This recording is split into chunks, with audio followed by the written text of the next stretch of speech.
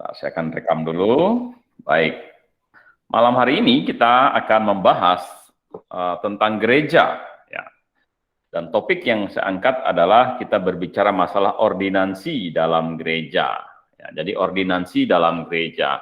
Apa itu ordinansi dan apa saja ordinansi dalam gereja dan bagaimana bentuknya? Nah, itu yang akan kita pelajari di malam hari ini. Nah, kita menggunakan istilah ordinansi, ya, ordinansi. Ya, ordinansi. Ya. Ordinansi itu apa sih gitu ya?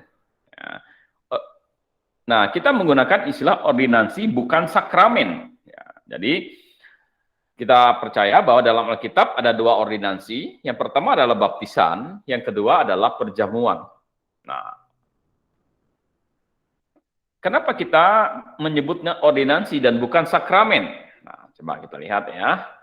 Ordinansi itu berasal dari kata ordinance, yang dimengerti sebagai peraturan atau perintah atau ketetapan.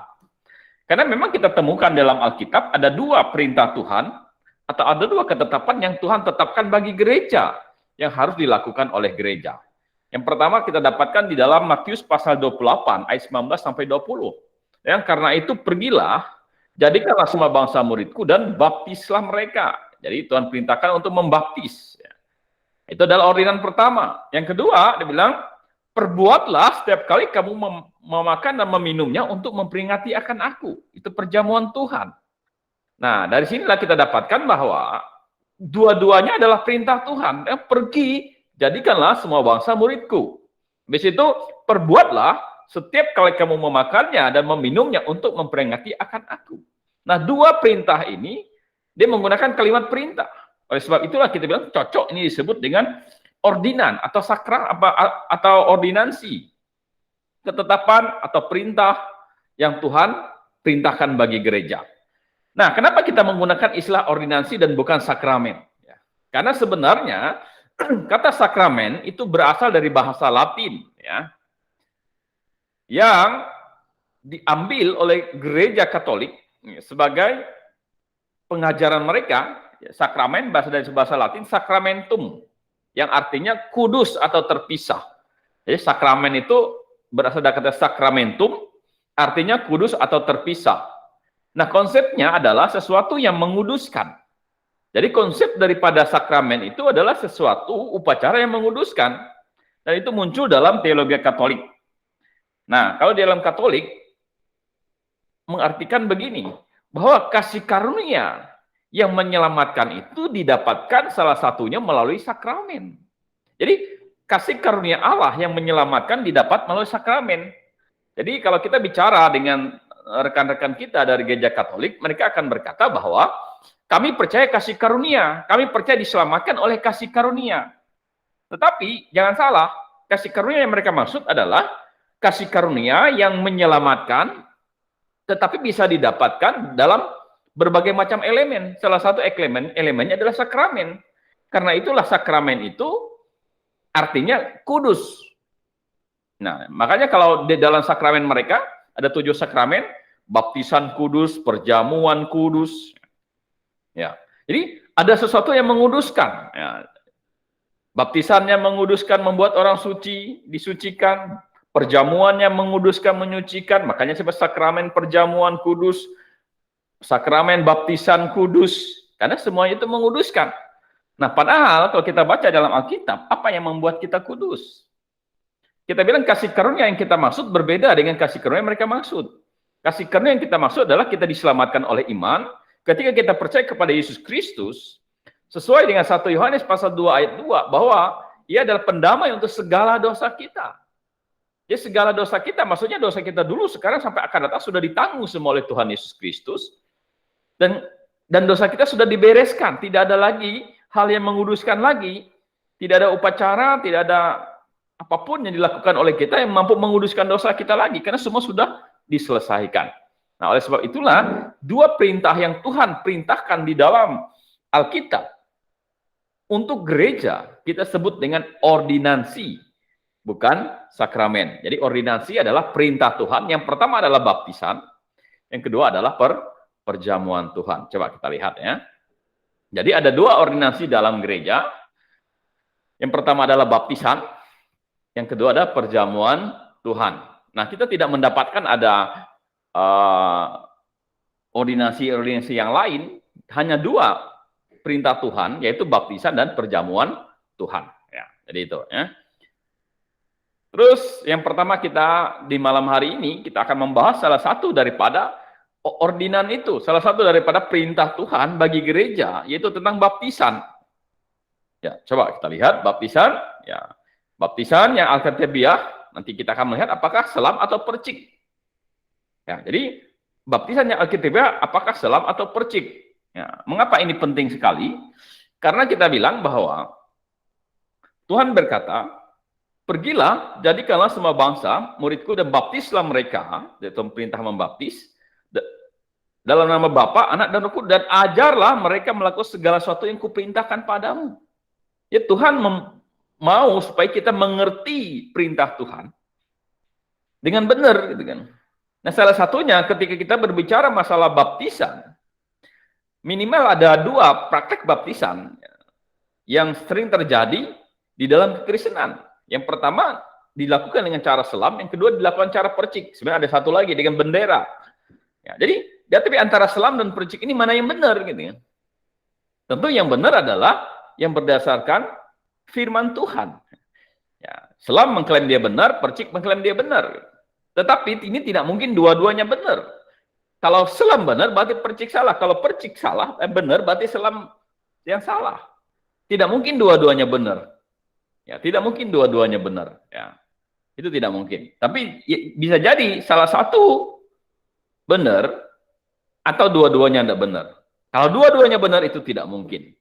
Nah, oleh sebab itulah sebagai orang yang sudah percaya kepada Yesus Kristus, kita dituntut untuk menggali Alkitab, menggali firman-Nya, mengetahui mana yang paling benar dari keduanya ini. Nah, itulah yang akan kita bahas di malam hari ini. Tetapi kita perlu belajar dulu tentang baptisan itu.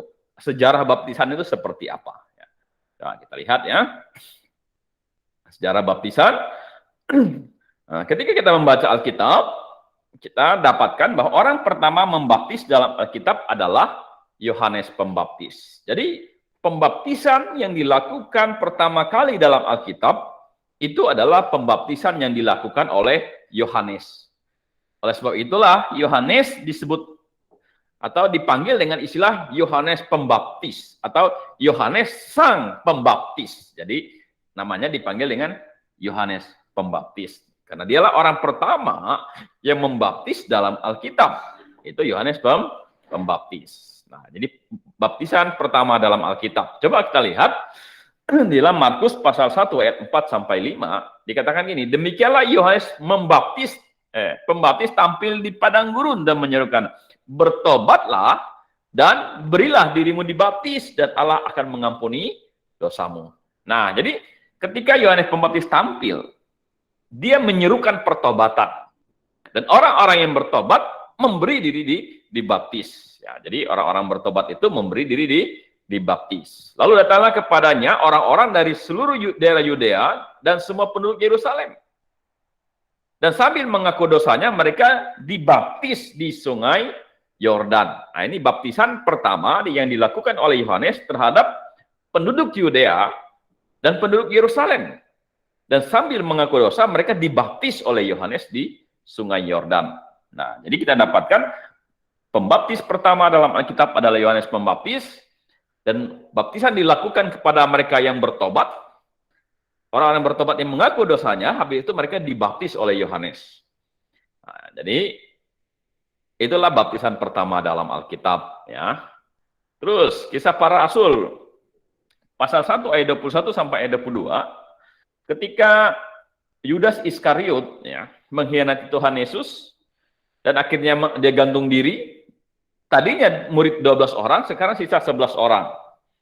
Nah, dan akhirnya dimintalah untuk mencari seseorang yang menggantikan si Yudas Iskariot ini, dan sebagai rasul dan sebagai syaratnya maka diberikan syarat berdasarkan kisah para rasul pasal 1 ayat 21 sampai 22. Jadi syarat seseorang boleh menjadi rasul Dikatakan di ayat 21-nya, jadi harus ditambahkan kepada kami seorang dari mereka yang senantiasa datang berkumpul dengan kami selama Tuhan Yesus bersama-sama dengan kami. Sejak kapan? Yaitu mulai dari baptisan Yohanes sampai Yesus terangkat ke surga meninggalkan kami untuk menjadi saksi dengan kami tentang kebangkitannya. Nah, Bapak Ibu Saudaraku yang dikasih oleh Tuhan Yesus Kristus, para rasul menganggap bahwa baptisan Yohanes itu adalah start permulaan baptisan di muka bumi. Itu yang pertama. Para rasul menganggap bahwa baptisan Yohanes adalah baptisan yang mengawali adanya gereja. Nah, oleh sebab itu, sebagai pengganti rasul, syaratnya adalah orang yang senantiasa berkumpul dengan kami, mulai dari apa? Mulai dari baptisan Yohanes. Karena baptisan Yohanes adalah baptisan pertama dalam Alkitab. Dan itu adalah startnya gereja. Kita minggu lalu beberapa minggu sebelumnya kita sudah bahas bahwa gereja dimulai sejak kapan? Sejak Yohanes Pembaptis tampil. Dan baptisan Yohanes itu adalah baptisan pertama kali dalam Alkitab. Ya. Dan rasul-rasul pun menghitung bahwa start mulai kekristenan itu dari kapan? Dari baptisan Yohanes. Sehingga rasul dipilih, yaitu orang-orang yang berkumpul bersama-sama dengan mereka mulai dari baptisan Yohanes. Ya. Jadi baptisan Yohanes tentang Yesus yang Nazaret. Jadi ketika Yohanes membaptis, ya, dia selalu mengacu kepada Yesus Kristus. Jadi seseorang dibaptis untuk apa? Untuk menjadi murid daripada Yesus Kristus. Nah, jadi dia tidak sembarang baptis, dan tujuan dia membaptis untuk orang berada dalam Kristus, atau untuk orang berada dalam perkumpulan dengan Kristus. Ya, dalam Kisah Para Rasul pasal 10 ayat 37, kamu tahu tentang segala sesuatu yang terjadi di seluruh tanah Yudea, mulai dari Galilea sesudah baptisan yang diberitakan oleh Yohanes. Nah, ini menceritakan tentang apa? Tentang kematian Yesus Kristus. Ditanya, kamu tahu enggak apa yang terjadi di Galilea ini? Gitu. Bahwa ada satu pengajaran yang startnya mulai dari apa? Dari baptisan Yohanes. Sampai Tuhan Yesus disalibkan. Gitu. Itu yang diceritakannya. Jadi, kamu tahu enggak? Tentang segala sesuatu yang terjadi di seluruh tanah Yudea. Ada suatu hal yang berbeda, mulai dari Galilea, sesudah apa? Sesudah baptisan Yohanes. Ya, jadi Yohanes memberitakan kepada Yesus Kristus, dan start ada konsep baru yang berbeda dengan agama Yahudi, mulainya sejak kapan? Sejak baptisan Yohanes. Nah, sekarang pertanyaan kita adalah, apakah gereja masih membaptis hari ini? Ya, mungkin Anda bertanya, ini kan tidak perlu dipertanyakan lah, memang gereja hari ini membaptis. Ya, sebenarnya kita bilang perlu. Mengapa? Karena ada kelompok-kelompok gereja tertentu, mereka percaya bahwa hari ini tidak perlu lagi ada baptisan. Ya, jadi, ada gereja-gereja tertentu, ya, Yesus Sejati namanya, gereja Yesus Sejati, Yesus Only. Nah, mereka tidak membaptis. Mengapa mereka tidak membaptis? Ya. Karena mereka membaca dalam 1 Korintus pasal 15 ayat 17, ada satu pernyataan daripada Rasul Paulus, ya, dia bilang begini, sehingga tidak ada orang yang dapat mengatakan kamu dibaptis dalam namaku. Juga keluarga Stefanus, aku yang membaptisnya, kecuali mereka aku tidak tahu entahkah ada lagi orang yang aku baptis. Sebab Kristus mengutus aku bukan untuk membaptis, tetapi untuk memberitakan Injil. Dan itu pun bukan dengan hikmat perkataan, supaya salib Kristus jangan menjadi sia-sia. Karena baca ayat 14 di atasnya dikatakan, Paulus bilang, aku bersyukur tidak banyak orang yang aku baptis. Sehingga tidak ada orang yang dapat mengatakan bahwa kamu dibaptis dalam namaku. Nah, juga keluarga Stefanus, aku yang membaptisnya. Kecuali mereka, aku tidak tahu, entah ada lagi orang yang aku baptis. Maksud Paulus, aku tidak tahu apakah aku ada baptis orang lagi. Kenapa? Sebab Kristus memanggil aku bukan untuk membaptis, tetapi untuk memberitakan Injil. Dan itu pun bukan dengan hikmat perkataan, supaya salib Kristus jangan menjadi sia-sia. Nah, jadi berdasarkan ayat ini, gereja Yesus Sejati, ya, mereka mengklaim bahwa, seperti Paulus berkata, bahwa aku dipanggil atau aku diutus bukan untuk membaptis, tetapi untuk memberitakan Injil. Dan gereja hari ini dipanggil bukan untuk membaptis, tapi untuk memberitakan Injil. Memang di awal-awal kekristenan katanya ada baptisan, Tetapi setelah rasul-rasul sudah tidak ada, ya, mereka sudah naik ke surga, ya, sudah ke surga, maksudnya sudah mati dan masuk surga, maka orang-orang percaya hari ini diutus bukan untuk membaptis, tetapi untuk memberitakan Injil. Nah, sehingga gereja itu mengambil dasar ini untuk berkata, tidak perlu ada baptisan hari ini, dan mereka tidak membaptis orang hari ini. Nah, kalau seandainya itu ditanya kepada kita, bagaimana cara kita menjawabnya? Bagaimana cara kita menjawabnya? Coba kita lihat di dalam Alkitab bahwa kita percaya baptisan masih dilakukan sampai sekarang, bahkan sampai akhir zaman. Ya. Di mana ayatnya? Ayatnya ada dalam Matius pasal yang ke-18 ayat 19 sampai 20. Ya, di situ dikatakan, karena itu pergilah, jadikanlah semua bangsa muridku, dan baptislah mereka dalam nama Bapa dan Anak dan Roh Kudus. Dan ajarlah mereka melakukan segala sesuatu yang telah kuperintahkan kepadamu, dan ketahuilah, aku menyertai kamu senantiasa sampai kepada akhir zaman. Bila, karena itu pergilah, jadikanlah semua bangsa muridku. Nah, setelah mereka jadi murid, dan baptislah mereka dalam nama Bapa, nama Anak, dan nama Roh Kudus. Dan setelah mereka dibaptis, ajarlah mereka melakukan segala sesuatu yang telah kuperintahkan kepadamu. Dan aku akan menyertai siapa?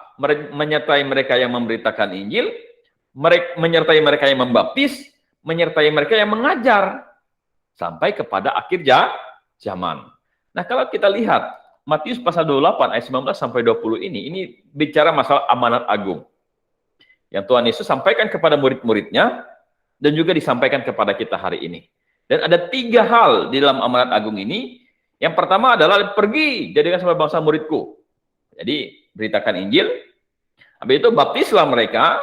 Yang ketiga ajarlah. Ya, dan ini adalah satu paket. Dan kepada mereka yang memberitakan Injil, membaptis dan mengajar, Tuhan bilang, aku akan menyertai sampai kapan? Sampai akhir zaman.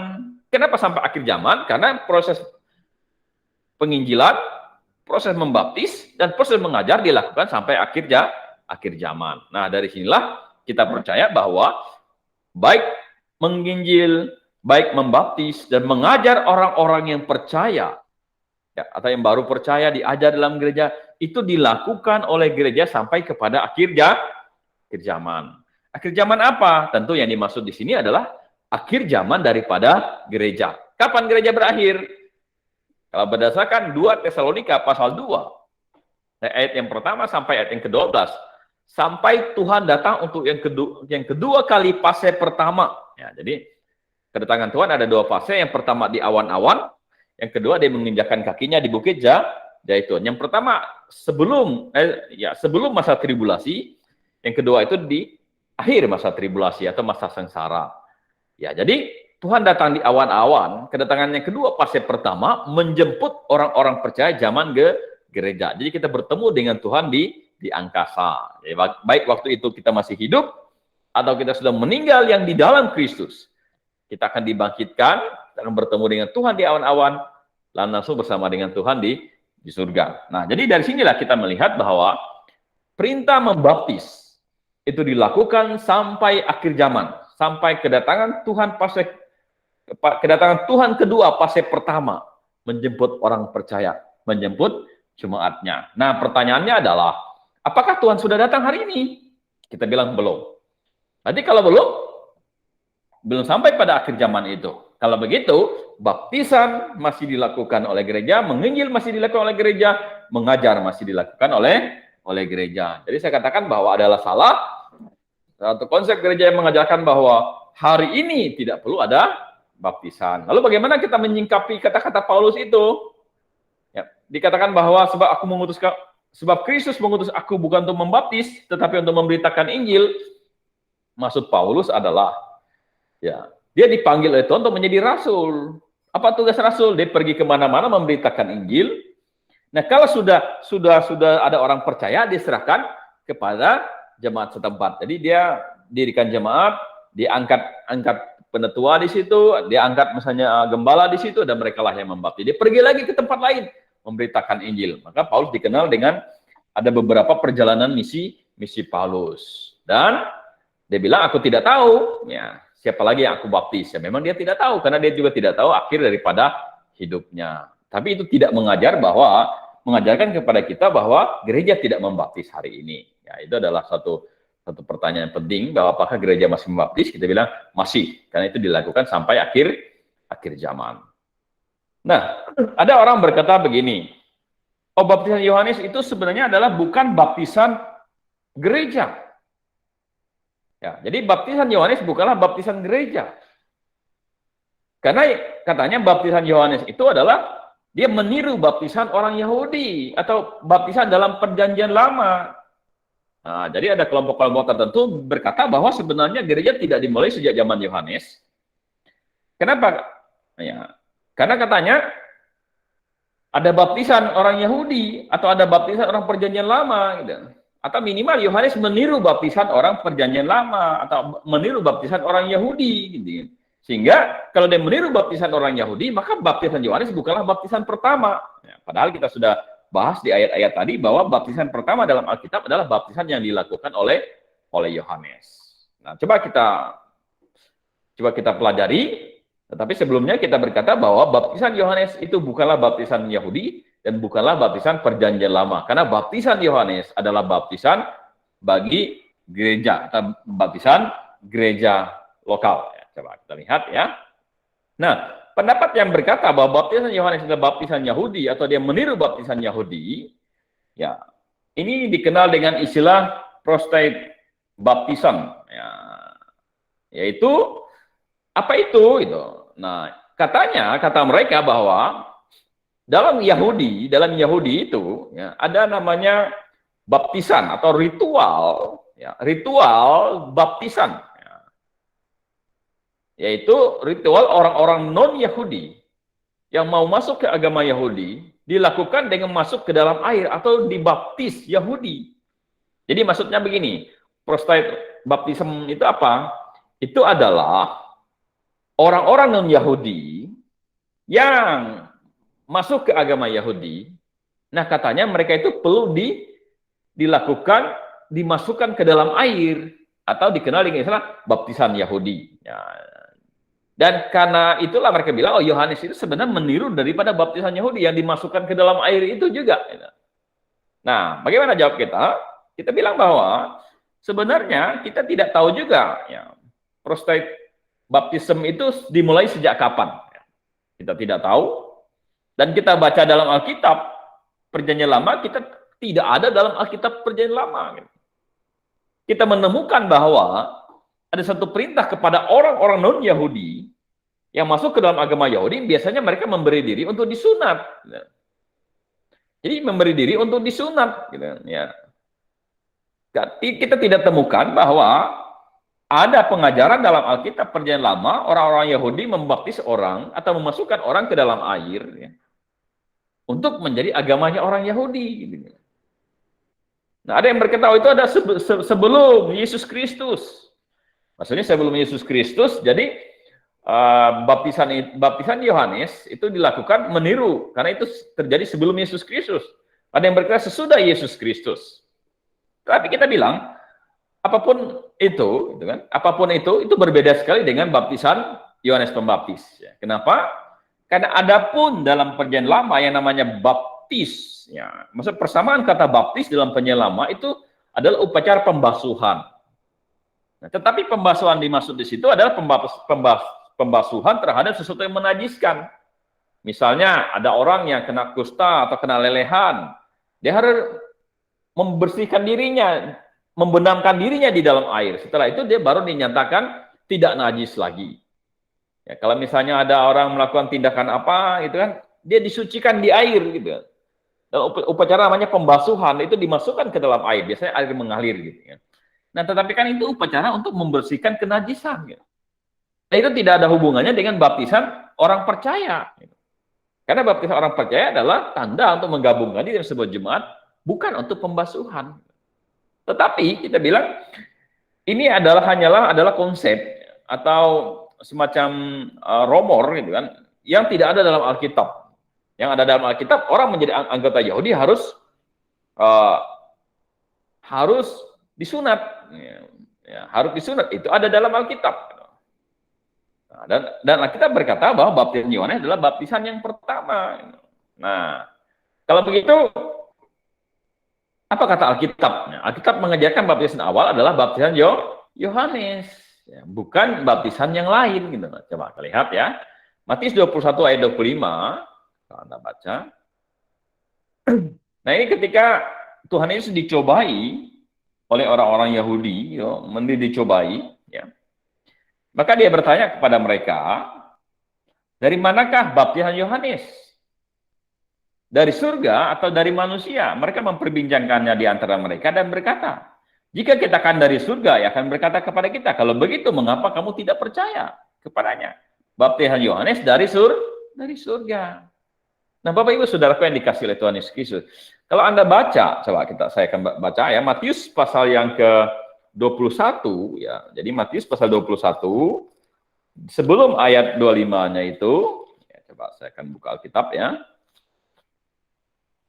Nah, di ayat yang ke-23, lalu Yesus masuk bait Allah, dan ketika yang mengajar di situ, datanglah imam-imam kepala serta tua-tua bangsa Yahudi kepadanya dan bertanya, dengan kuasa manakah engkau melakukan hal-hal itu? Dan siapakah yang memberikan kuasa itu kepadamu? Jawab Yesus kepada mereka, aku juga akan mengajukan satu pertanyaan kepadamu, dan jikalau kamu memberi jawaban kepadaku, aku akan mengatakan juga kepadamu dengan kuasa manakah aku melakukan hal-hal itu. Baru ayat 25, dari manakah baptisan Yohanes? Dari surga atau dari manusia? Mereka memperbincangkan di antara mereka dan berkata, jika kita katakan dari surga, ia akan berkata kepada kita, kalau begitu mengapa kamu tidak percaya? Nah, Bapak Ibu Saudaraku yang dikasih oleh Tuhan Yesus Kristus, ada rumor-rumor tentang baptisan, misalnya meniru orang Yahudi dan sebagainya, tidak terbukti. Tetapi yang jelas Alkitab berkata baptisan Yohanes adalah baptisan dari surga. Jadi orang-orang Yahudi ini ingin bertanya kepada Tuhan Yesus, dari mana kuasa yang kamu dapatkan? Nah, Tuhan tidak jawab mereka dengan kuasa dari Tuhan atau dari Allah, tapi dia balik bertanya kepada mereka, kalau menurut kalian, kalau kalian jawab saya akan jawab kalian. Dia bilang, tapi kalau menurut kalian baptisan Yohanes itu dari surga atau dari manusia? Nah, sebenarnya Tuhan Yesus ingin mengajarkan kepada mereka dan suatu kebenaran bahwa baptisan Yohanes itu bukan baptisan manusia, tapi baptisan memang dari surga. Itu bukan meniru baptisan perjanjian lama, bukan meniru baptisan orang Yahudi, memang tidak ada juga, atau meniru hal-hal yang lain. Entah baptisan orang Yahudi itu sesudah Yesus Kristus atau sebelum Yesus Kristus, itu tidak penting bagi kita. Bagi kita berkata bahwa baptisan Yohanes itu adalah baptisan dari surga, dan itu adalah permulaan daripada gereja. Nah, maksud mereka adalah sebenarnya kekristenan tidak dimulai sejak zaman Yohanes. Karena baptisan Yohanes itu tidak diakui. Tidak diakui. Ya. Karena yang niru tadi, gitu kan. Nah, kita bilang begini. Kalau misalnya benar bahwa baptisan Yohanes itu bukan baptisan gereja, maka seharusnya orang-orang yang dibaptis oleh Yohanes harus dibaptis lagi di dalam gereja. Kalau benar baptisan Yohanes bukanlah baptisan awal kekristenan, seharusnya orang-orang yang dibaptis oleh Yohanes Pembaptis itu perlu diulang lagi. Baru mereka masuk dalam baptisan Kristen. Tapi siapakah orang-orang yang pernah dibaptis oleh Yohanes? Tuhan Yesus salah satunya. Dan apakah baptisan Tuhan Yesus tidak sah?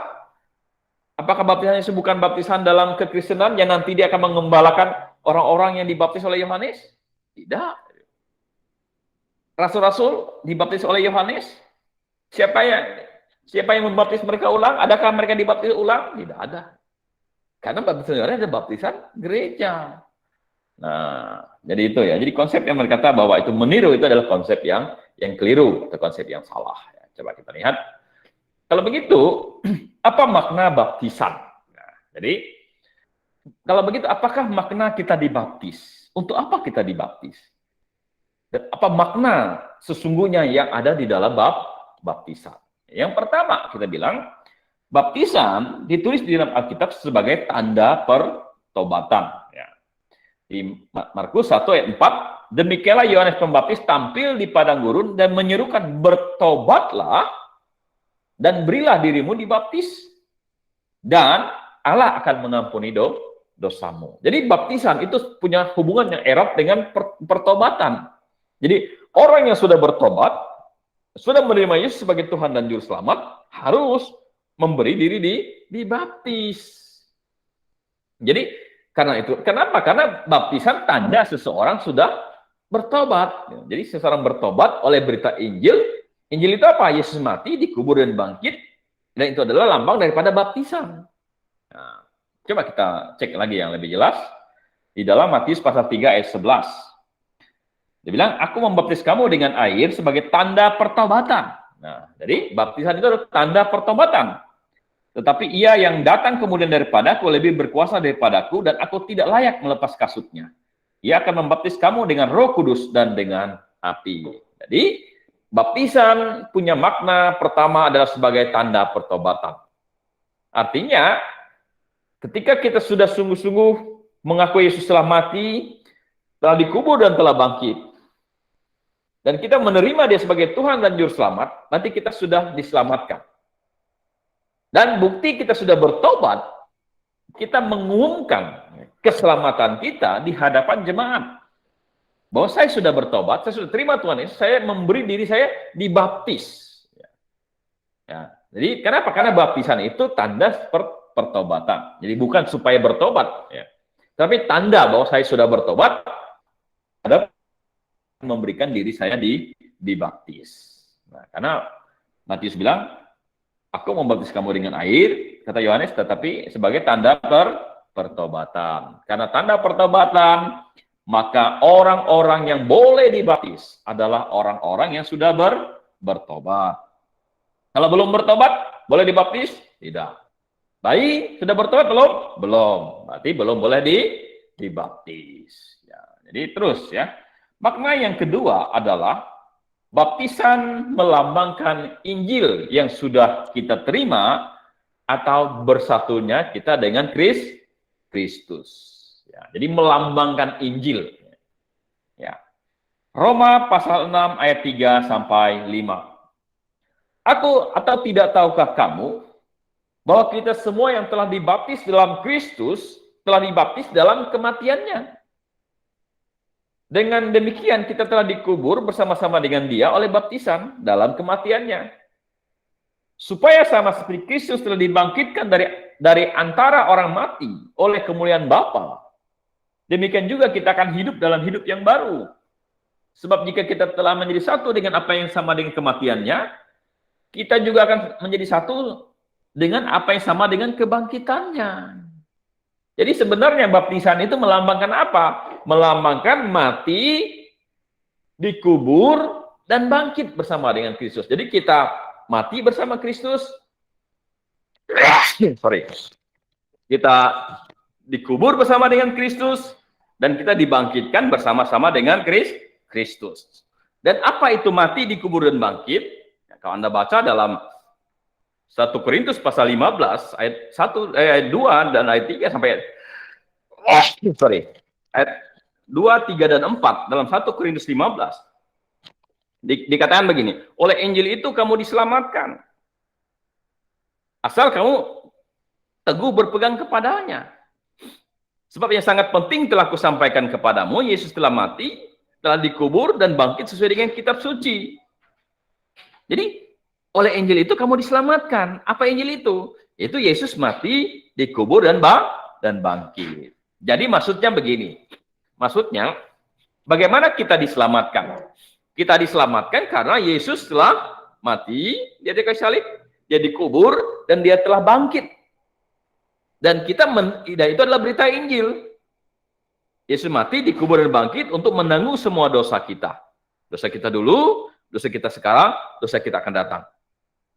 Nah, dan ketika kita sudah menerima Injil itu, menerima Yesus mati, Yesus mati, ya, Yesus dikubur dan bangkit, maka kita perlu memperlambangkannya. Jadi memperlambangkannya itu dalam apa? Dalam upacara yang namanya baptisan. Ya. Kenapa? Karena baptisan itu dikatakan kita mati, dikubur, dan bangkit. Nah, coba saya akan bacakan kembali ya. Ayat 3-nya. Atau tidak tahukah kamu bahwa kita semua yang telah dibaptis dalam Kristus, telah dibaptis dalam kematiannya. Jadi kita sama dengan kematiannya. Ayat 4. Dengan demikian kita telah dikubur bersama dengan Dia oleh baptisan. Jadi baptisan itu melambangkan mati, Baptisan itu melambangkan dikubur dalam ya. Terus supaya sama seperti Kristus telah dibangkitkan dari antara orang mati oleh kemuliaan Bapa, demikian juga kita akan hidup dalam hidup yang baru. Seperti kita telah menjadi satu dengan apa yang sama dengan kematiannya, kita juga menjadi satu dengan apa yang sama dengan kebangkitannya.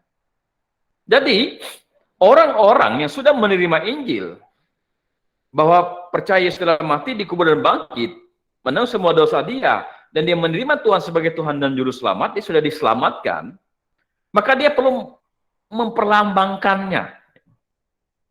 Jadi, keselamatan itu hal internal. Tapi hal internal ini perlu diperlambangkan dalam bentuk eksternal. Gitu. Ya, baptisan itu adalah perlambangan eksternal ya, akan Injil itu. Ya. Kalau menerima Injil, keselamatan itu internal kita. Tetapi kita bentuk eksternal. Gitu. Makanya baptisan yang benar itu harus bisa menggambarkan ya, dikubur, mati, dikubur dan bangkit. Dan ini mengacu cara baptisan sebenarnya. Jadi seseorang harus mati baru dikubur, ditenggelamkan, gitu. Dikubur baru bisa bangkit. Nah, itulah cara baptisan yang tepat. Kenapa? Karena baptisan melambangkan Injil yang sudah kita terima. Kita sudah bersatu dengan Kristus. Tapi perlu diwujudkan sebagai bentuk kesaksian kita di hadapan jemaat. Kita mati, dikubur dan bangkit. Nah, itu terjadi dalam baptisan. Itu dikatakan di dalam Roma pasal 6 ayat 3 sampai ayat yang ke-5. Jadi yang pertama tadi sebagai tanda pertobatan, tanda kita sudah bertobat. Yang kedua untuk menggambarkan Injil yang sudah kita terima.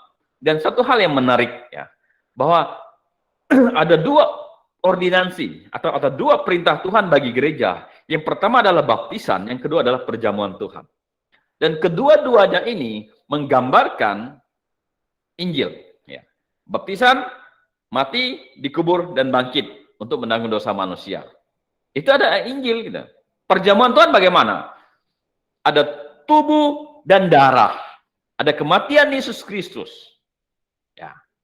Tubuh dan darah untuk apa? Untuk mati di kayu salib, menanggung semua dosa manusia. Itu adalah berita Injil. Jadi dua-dua perintah itu adalah menggambarkan Injil. Jadi dua-dua perintah itu adalah menggambarkan Injil. Ya, ini luar biasa. Jadi baptisan melambangkan Injil dan bersatunya kita dengan Kristus, dan perjamuan Tuhan juga itu melambangkan Injil. Ada tubuh Tuhan yang dikorbankan, ada darahnya yang dicurahkan, mati di kayu salib untuk menanggung dosa kita semua. Dosa saya, dosa Anda, dan semua manusia di muka bumi ini. Ya, jadi itu ya. Terus kita lihat kembali makna baptisan untuk menggabungkan diri ke dalam jemaat lokal. Ya, jadi baptisan memiliki makna yang ketiga, yaitu untuk menggabungkan diri ke dalam jemaat lokal. Di mana ayatnya? Coba kita lihat. Kisah Para Rasul pasal 2 ayat 41. Dikatakan, ini khotbah Petrus ya. Petrus berkhotbah, banyak orang bertobat, dan setelah mereka bertobat, baru mereka memberi diri dibaptis. Ya. Kisah Para Rasul pasal 2 ayat 41 dikatakan begini, orang-orang yang menerima perkataan itu, memberi diri dibaptis, dan pada hari itu jumlah mereka bertambah kira-kira 3.000 jiwa.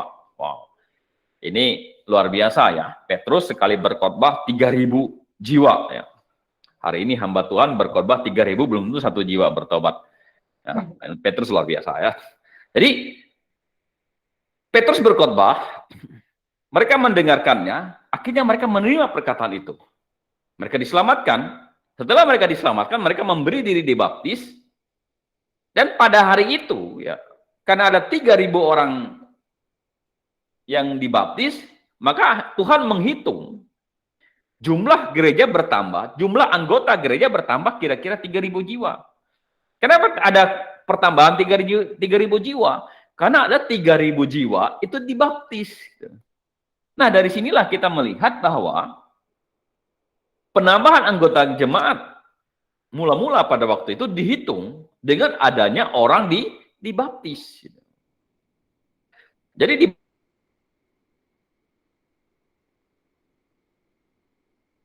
bukan Injil.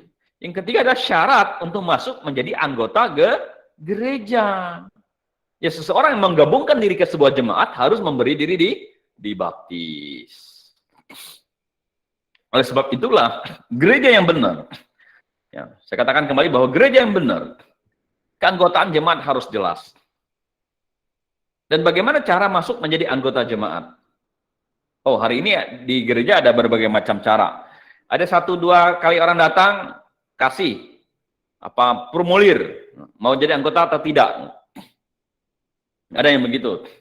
Ada gereja yang satu kali, 2 kali datang, sebulan, 2 bulan, 6 bulan, oh langsung otomatis jadi anggota. Nah, seperti itu. Ada satu gereja, orang 1 kali, 2 kali datang, ditanya, kamu bisa apa? Main musik. Oh, langsung main musik. Otomatis jadi anggota gereja. Tetapi di gereja yang benar tidak demikian. Di gereja yang benar, berapa puluh tahun pun engkau berada dalam kebaktian di situ. Tapi kalau belum memberi diri dibaptis, di mata Tuhan, itu belum menjadi anggota gereja tersebut. Nah, kalau dia memberi diri dibaptis, baru dia bisa menjadi anggota jemaat tersebut. Mengapa? Ya karena kita lihat pola di Alkitab demikian. Di Kisah Para Rasul pasal 2 ayat 41 berkata apa? Orang-orang itu memberi diri dibaptis dan jumlah mereka bertambah dengan kira-kira 3.000 jiwa. Jadi bertambah 3.000 jiwa. Pertambahan itu karena ada orang yang memberi diri dibaptis. Oke. Kita lihat lagi. Kalau begitu, baptisan yang sesuai dengan Alkitab atau baptisan Alkitabiah itu seperti apa? Karena ada banyak versi baptisan.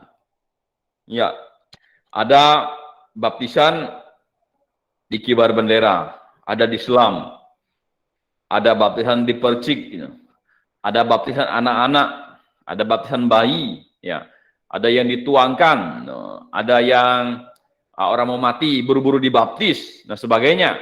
Nah, jadi baptisan Alkitabiah itu yang seperti apa? Ya, Alkitabiah.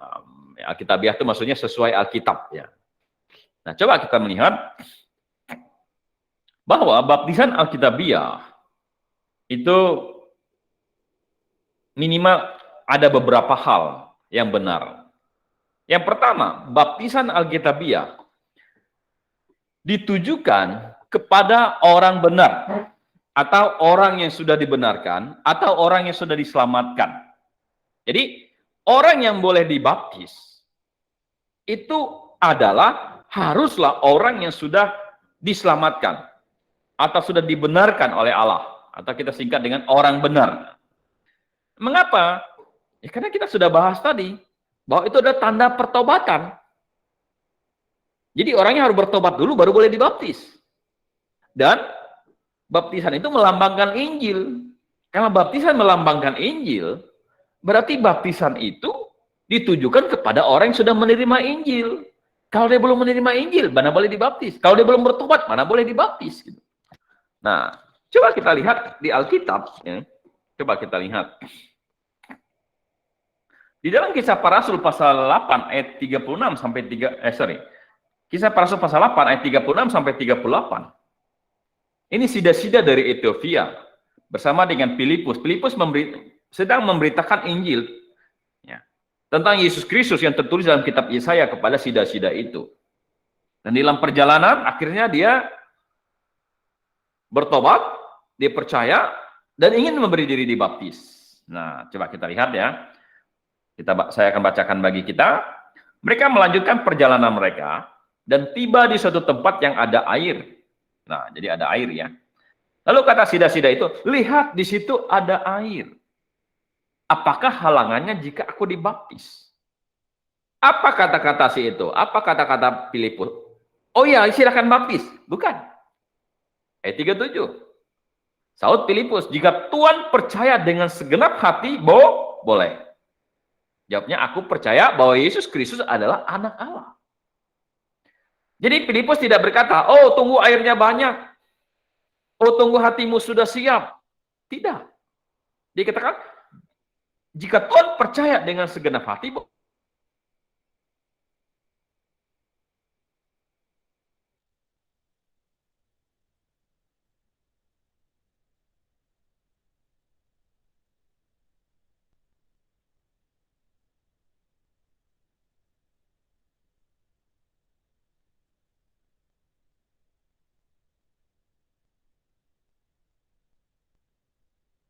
Kalau belum, tidak boleh. Tidak boleh dibaptis. Kalau belum, dia tidak boleh dibaptis ya. Kalau sudah, nah, baru dia boleh dibaptis. Nah, jadi jika Tuhan percaya dengan segenap hati, boleh. Kalau tidak percaya, tidak boleh dibaptis. Nah, lalu ayat 38-nya, lalu orang Ethiopia itu menyuruh menghentikan kereta itu dan keduanya turun ke dalam air. Baik Filipus maupun sida-sida itu, dan Filipus membaptis dia. Nah, Bapak Ibu Saudaraku yang dikasih oleh Tuhan Yesus Kristus, di sini kalau kalian melihat ada satu tanda kurung, ya, ada tanda kurung di ayat ke-37. Nah, jadi dari sahut ini sampai tanda kutip Allah ini ada tanda kurung. Nah, apa maksud tanda kurung itu? Maksudnya begini, ya. Saya bahas singkat saja. Teks Alkitab bahasa Indonesia itu diambil minimal dari dua teks. Ada yang namanya critical text, ada namanya Textus Receptus. Nah, Textus Receptus itu adalah teks yang sesuai dengan naskah asli dalam bahasa Yunaninya. Ya, naskah Yunaninya itu aslinya. Sedangkan critical text itu adalah teks yang berkode, kodek Alef, kodek Bet. Apa ya kodek Alef dengan kodek Beta? Ya, B ya, Beta. Apa itu? Kodek Alef dan kodek Bet adalah kodek itu semacam naskah, salinan naskah yang tersimpan di Vatikanus. Maka sebab itulah kodek Alef dan kodek Beta itu dikenal dengan istilah kodek Vatikanus. Maksudnya apa itu? Maksudnya adalah kodek yang disimpan di Vatikan, gitu. Dan Vatikan itu tempatnya Katolik, gitu kan. Ya, Vatikan itu tempatnya Katolik. Ya. Dan ketika lembaga Alkitab di dalam kodek Vatikanus atau Vatikanus itu ayat 36 dia langsung 37, 38 tidak ada 37-nya. Jadi Kisah Para Rasul pasal 8 ayat 36 dia langsung lompat ke 38, tidak ada 37-nya. Sedangkan Textus Receptus ada ayat 36-nya, ada ayat 37-nya, ada ayat 38-nya. Nah, kenapa kok di Vatikanus atau kodek yang ada disimpan di Vatikan kok tidak ada 37-nya? Jawabannya adalah karena Kisah Para Rasul pasal 8 ayat 37 ini adalah ayat yang begitu terang-terangan menentang baptisan bayi. Mengapa? Karena bayi belum boleh dibaptis karena dia belum bisa percaya. Ayat ini mengganggu pengajaran mereka karena bertentangan dengan apa yang mereka lakukan. Sehingga apa? Sehingga bukan gereja Katolik yang berubah untuk tidak membaptis bayi, tapi membaptis orang yang percaya. Bukan doktrin mereka yang diubah, tapi Alkitabnya yang diubah. Bagaimana caranya? Ya dihapuskan ayat 37-nya. Sehingga di critical text 36, karena dihapus 37-nya langsung ke 38. Sedangkan di Textus Receptus ada 36, 37, dan 38. Nah, apa arti tanda kurung itu? Tanda kurung itu artinya Lembaga Alkitab Indonesia menerjemahkan dari kedua teks ini. Yang ada di Textus Receptus tidak ada di critical text, maka dikasih tanda kurung. Jadi intinya adalah mereka bukan mencari kebenaran. Kalau mereka mencari kebenaran, mereka tidak membaptis bayi lagi. Pasti membaptis orang yang sudah percaya. Karena jika Tuhan percaya dengan segenap hati, boleh. Lalu jawabnya, aku percaya bahwa Yesus Kristus anak Allah. Langsung dia dibaptis oleh Filipus. Nah, berarti jika Tuhan percaya dengan segenap hati, boleh. Berarti kalau jika Tuhan tidak percaya atau belum percaya, tidak boleh dibaptis. Itulah sebabnya kita bilang bayi belum boleh dibaptis. Ya. Kenapa? Karena bayi belum bisa percaya. Bayi bisanya apa sih? Gitu. Paling gitu, nangis. Paling lapar, nangis. Apa itu aja dia bisa. Apakah dia bisa percaya? Nggak bisa. Makanya belum boleh dibaptis. Ya, oke ya. Jadi orangnya harus benar dulu. Orangnya harus diselamatkan dulu. Orangnya harus percaya dulu. Orangnya harus menerima Injil dulu. Kalau belum boleh dibaptis. Apapun alasannya. Oleh sebab itulah gereja yang benar itu hanya menghimbau. tidak boleh memaksa orang untuk dibaptis. Menghimbauannya bagaimana? Bagi Anda yang sudah diselamatkan, sudah percaya kepada Yesus Kristus, adalah kehendak Tuhan untuk Anda memberi diri dibaptis. Nah, bukan, ayo kamu baptis. Ya, nanti kalau Anda baptis masuk surga atau gimana, itu namanya memaksa. Ayo kamu harus baptis. Itu namanya memaksa. Ya, kenapa? Karena keputusan memberi diri dibaptis adalah pribadi. Karena dia tahu apakah dia sungguh-sungguh sudah diselamatkan atau belum. Kalau dia belum diselamatkan, belum boleh memberi diri dibaptis. Ya, orangnya harus benar. Nah, Kisah Para Rasul pasal 2 ayat 41 tadi, ya, orang-orang yang menerima perkataan itu memberi diri dibaptis. Jadi sebelum dia dibaptis, dia menerima perkataan itu. Perkataan apa? Di khotbah Petrus. Petrus berkhotbah tentang Yesus itulah yang kalian salib. Itulah yang dibangkitkan, kata Petrus. Ya. Itulah yang sudah diberitakan oleh nenek moyang kita. Itulah yang kalian salib. Yesus yang disebut Kristus itu. Wah, mereka bersedih. Akhirnya mereka bertobat. Artinya orang-orang itu menerima Injil dulu, baru mereka dibenarkan, baru mereka dibaptis oleh rasul-rasul, ya, dan murid-murid daripada Tuhan Yesus Kristus. Ya, jadi siapa yang boleh dibaptis? Mereka yang sudah percaya. Yang belum percaya boleh dibaptis enggak? Tidak boleh dibaptis. Yang belum bisa percaya, kayak bayi, boleh dibaptis enggak? Tidak boleh dibaptis. Ya, karena baptisan hanya ditujukan kepada orang yang sudah percaya. Yang kedua, tadi orangnya benar. Ya, jadi sesuai Alkitab itu baptisan benar itu orangnya benar atau orang yang sudah diselamatkan. Yang kedua, media dan caranya benar. Ya, media dan caranya benar. Ini ada bertanya, maksudnya medianya ada apa? Ya. Nah, saya memang sengaja menulis media dan caranya benar karena gini. Karena ada namanya gereja bala keselamatan. Medianya bukan air gitu. Tapi medianya adalah bendera. Ya. Media bala keselamatan didirikan oleh William Booth, ya, seorang pensiunan angkatan laut, ya, Amerika. Ya. Jadi dia punya kerinduan untuk ini menyelamatkan manusia yang berdosa. Semangatnya bagus gitu. Tapi tanpa pengetahuan yang benar. Semangatnya bagus. Ya. Jadi sampai dia membuat satu timnya namanya bala keselamatan, bala untuk menyelamatkan orang. Cuma kan latar belakang dia adalah militer gitu kan. Sehingga untuk menjadi anggota cukup dikibarkan bendera, sudah jadi anggota. Dan dia ada pangkat-pangkatnya juga. Baju mereka putih-putih, karena angkatan laut putih-putih, jadi ada pangkat-pangkatnya juga. Nah, mereka membaptis dengan cara dikibarkan bendera. Kita tidak dapat sedikit pun ada ayat yang berkata medianya adalah bendera.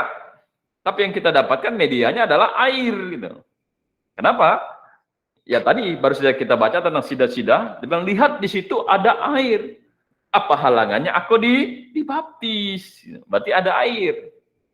Yohanes 3 ayat 23. Dia bilang Yohanes pun membaptis di Ainun karena di situ banyak air. Nah, berarti medianya adalah air. Sekarang caranya bagaimana? Caranya dimasukkan dalam air. Jadi baptisan yang benar itu dimasukkan dalam air. Mengapa? Karena baptisan selalu identik dengan membutuhkan air yang banyak. Ya, jadi Tuhan Yesus dibaptis di sungai Yordan, di sungai. Ya. Terus, wah ini ada salah memnya.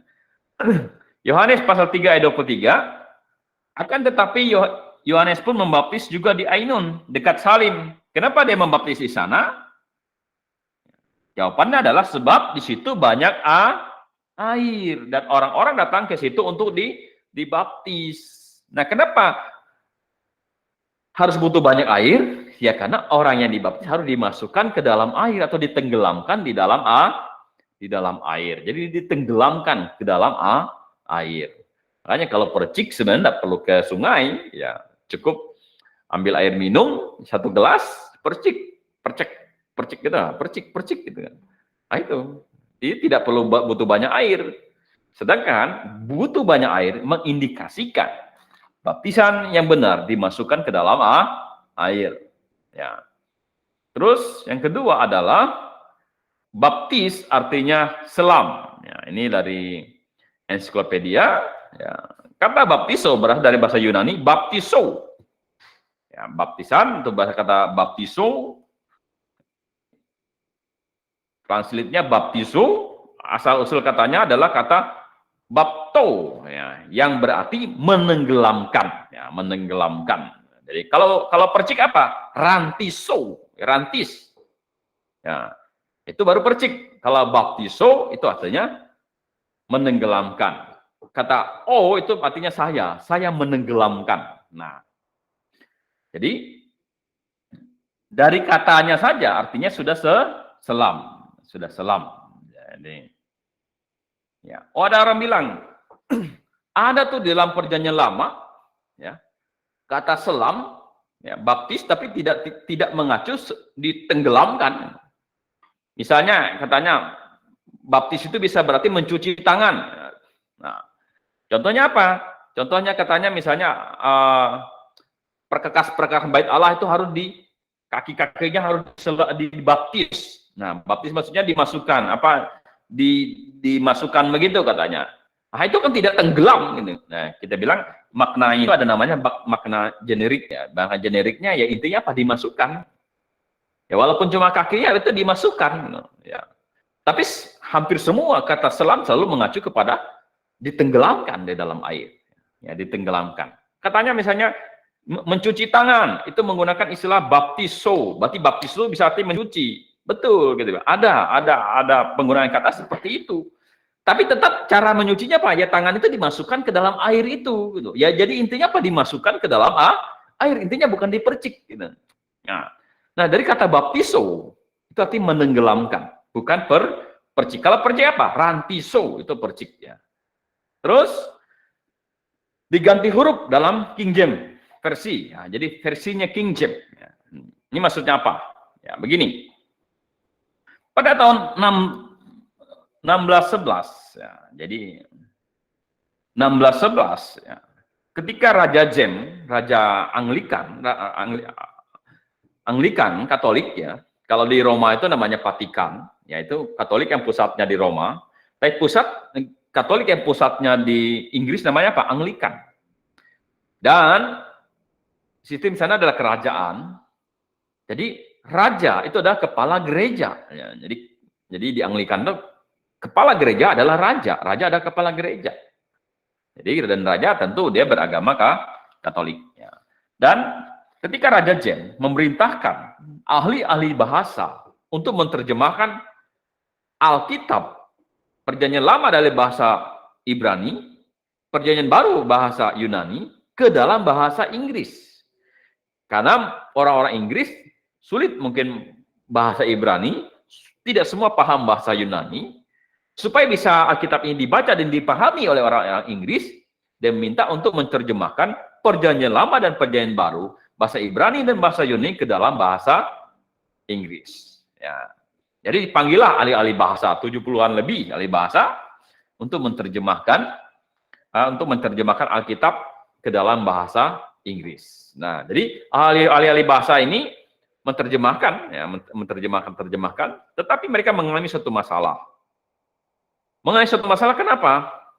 Karena mereka sampai kata baptiso. Ya, ini ya. Ini baptiso.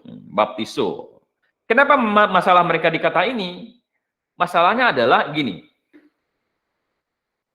Raja James, 1611, itu abad 17 ya. Seorang Katolik percaya baptis itu percaya percik gitu. Ya. Tetapi mereka ahli bahasa. Mereka tahu namanya baptiso itu adalah saya menenggelamkan atau saya menyelamkan gitu. Tidak mungkin diterjemahkan saya memercik. Kalau saya memercik itu rantiso gitu. Wah, mereka bingung ya. Mereka bingung. Bingungnya bagaimana?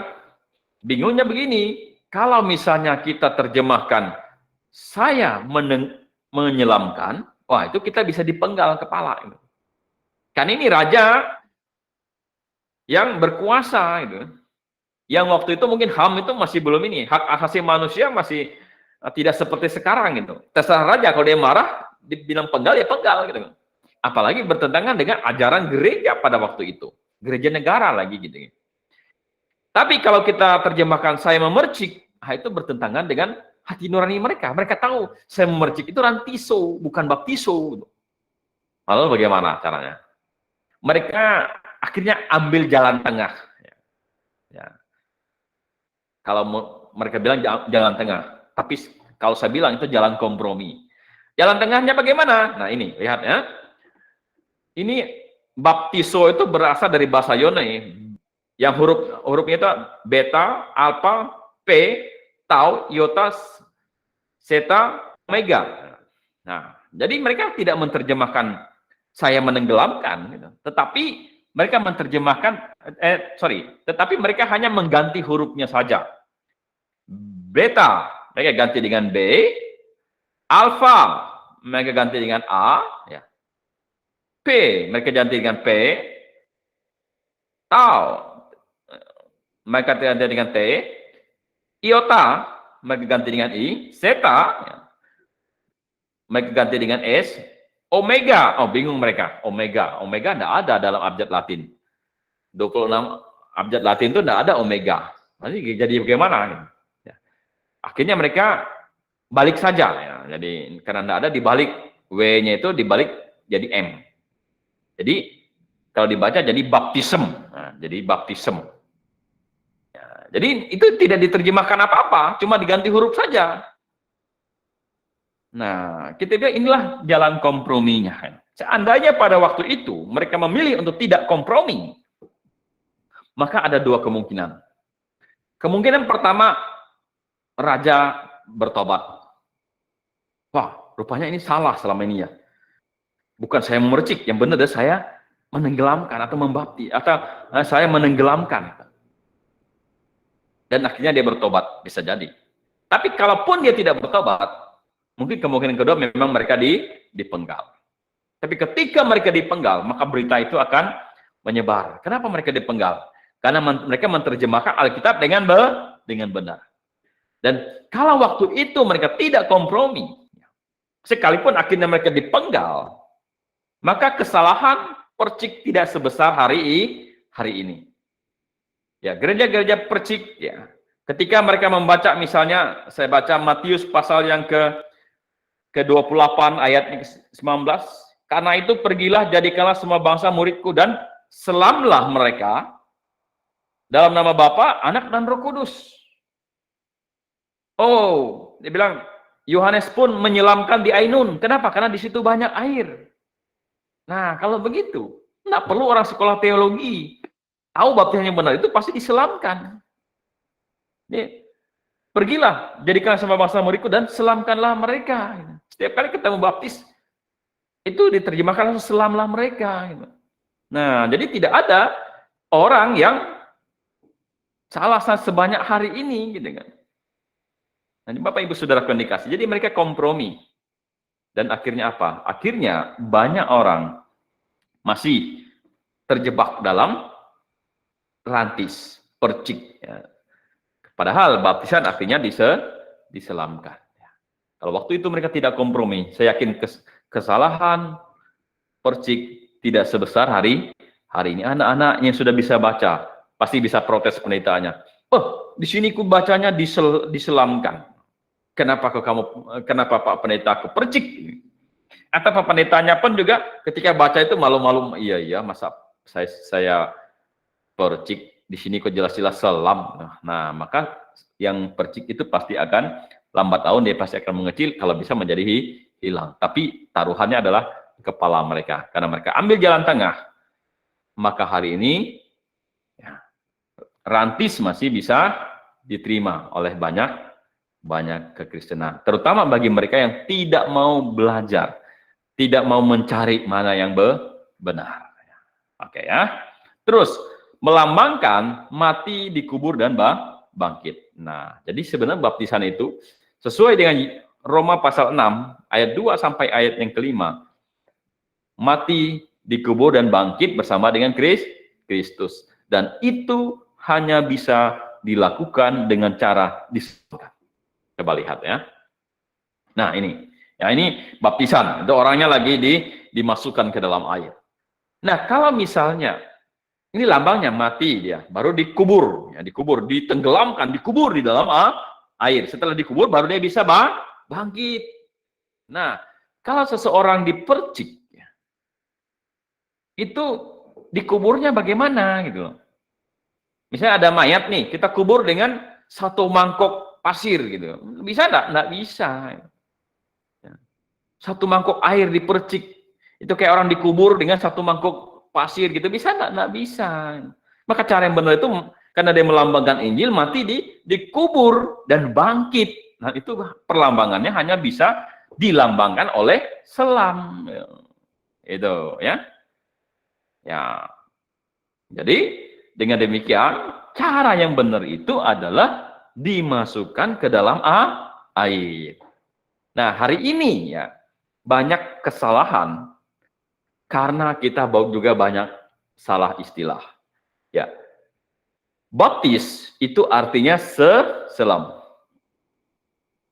Rantis itu artinya percik. Nah, jadi sebenarnya tidak ada istilah baptisan percik. Gitu. Kenapa? Karena baptis itu selam, percik. Oh, saya sudah dibaptis. Kamu baptis apa? Baptis percik. Nah, kita bilang itu bukan baptis percik. Karena baptis itu kalau diterjemahkan selam, selam percik. Nah, itu tidak benar.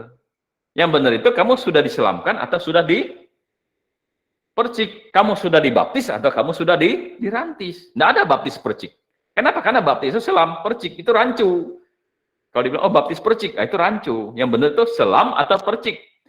Kamu sudah dibaptis, ada sudah dirantis. Jadi kalau orang dipercik, baru dia belum dibaptis. Karena baru dirantis. Nah itu. Mana ada selam percik ya? Karena baptis itu katanya selam.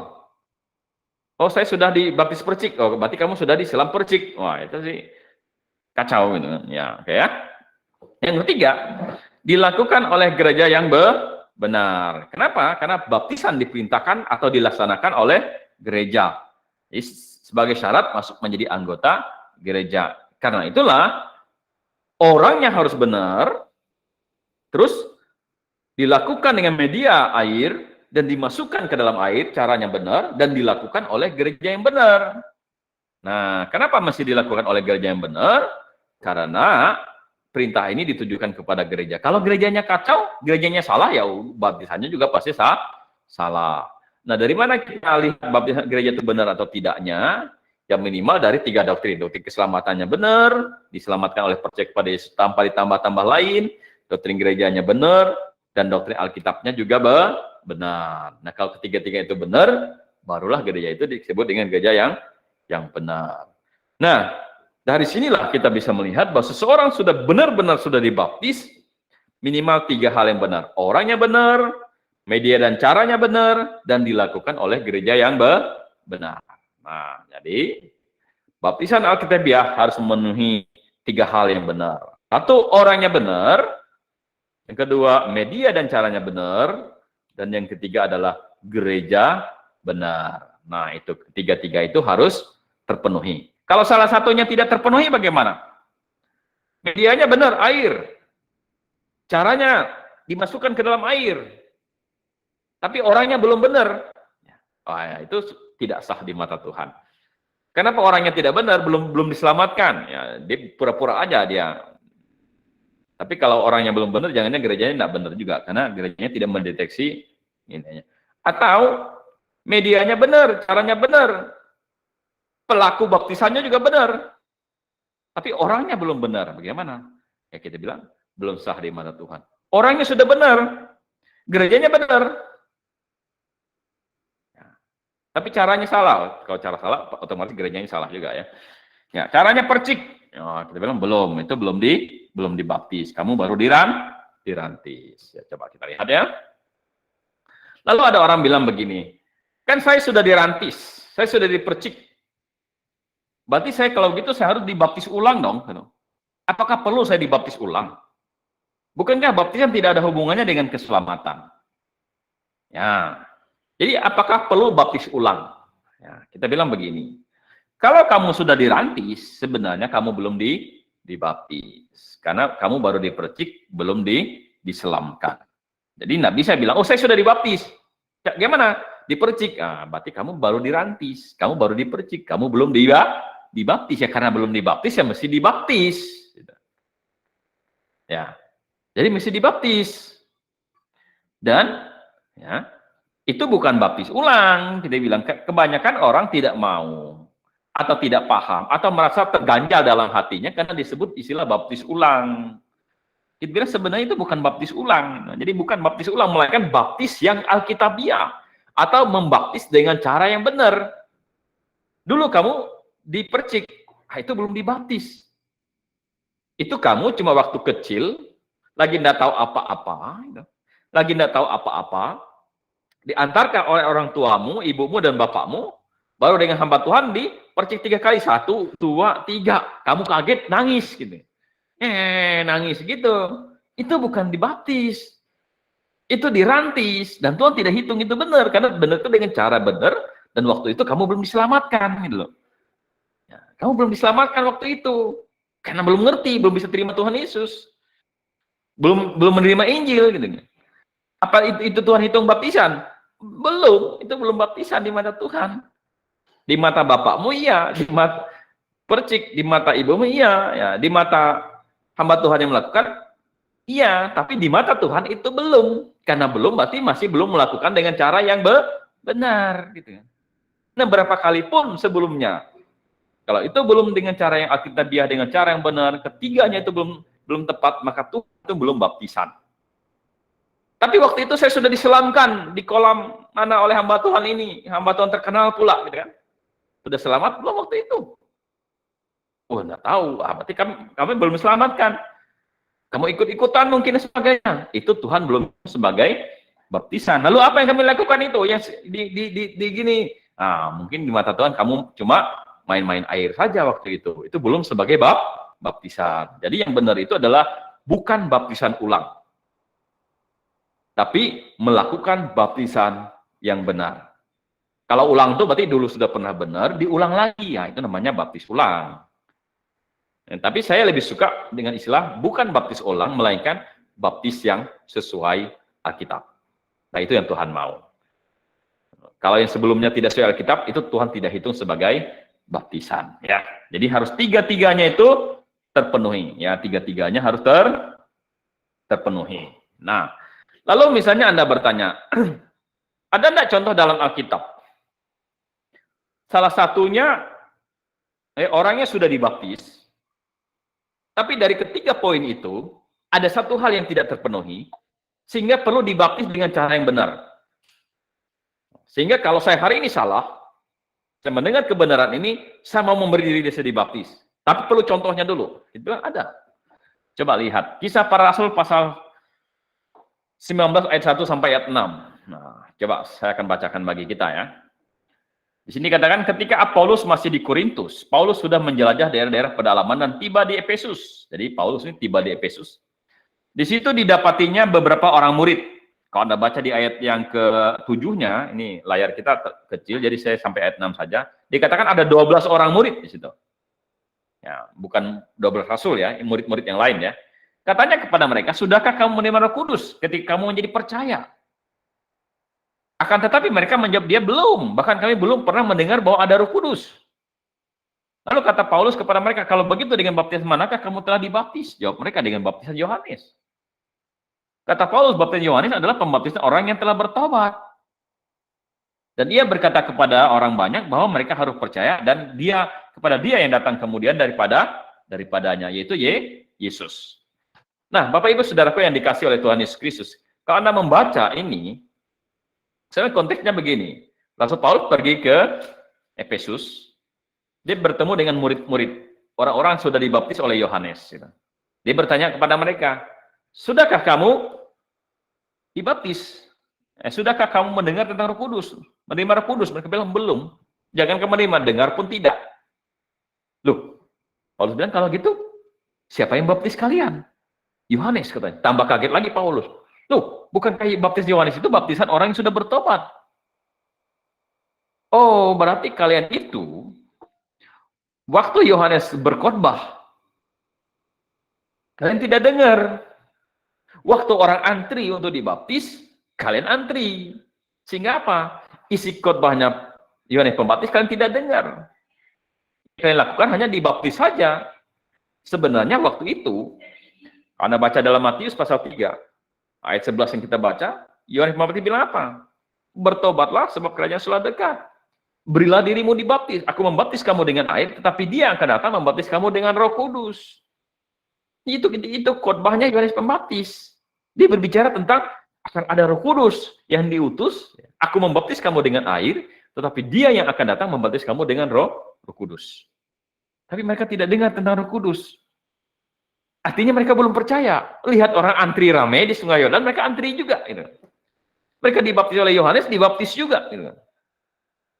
Nah, akhirnya saya bacakan ayat yang ke-7 ya. Saya tidak masukkan di sini.